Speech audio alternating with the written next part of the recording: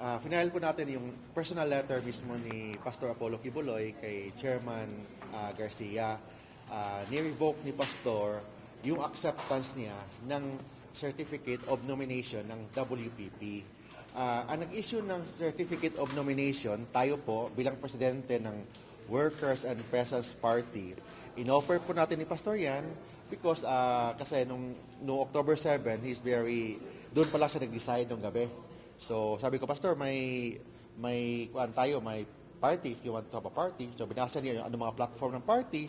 So, tumpak naman sa advocacy ni Pastor. So, tinanggap po niya in good faith yung Certificate of Nomination na tayo ang nag-issue na we are also authorized na sinabit natin yung authorized signatory ng CONA dito po sa COMELEC. So, kasi may nanggulo, may nagpakilala na sila daw ang WPP, which iba naman palang partido, Workers Party Philippines tayo, Workers and Peasants Party.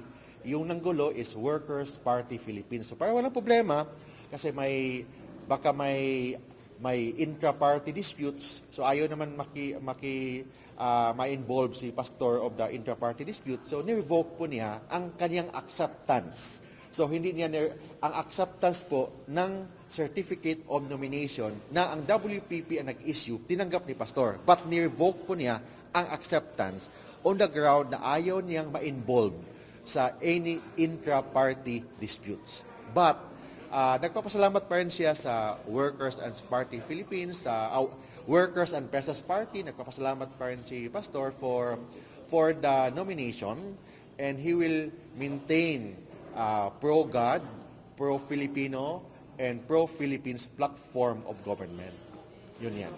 Sir, ano magiging effect dito, sir? But of course, yung mga nagpakilala na sila daw yung legitimate, they are still welcome to support Pastor Kibuloy. And we are very happy kung mag-support man sila, which dami na akong na-receive ng mga tawag na they are expressing the support for Pastor. And they're all welcome to support Pastor Kibuloy for Senator.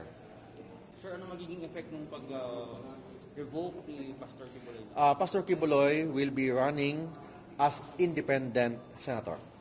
But of course, hindi naman matatawag na independent si Pastor Kibuloy, and dami naman mga political parties na nag-invite kay Pastor na maging guest candidate. So, with or without a party, Pastor Kibuloy can run the campaign. And we are very happy na nakasama po si Pastor Kibuloy sa 66 candidates na officially na partial list of senators. Kami nabanggit kayo ng mga may nag-invite na guest candidate. Anong mga party yan, sir? It's still on process. Hindi pa natin masabi kasi it's still on process. Pero So, mayroon na, madami, but still on process.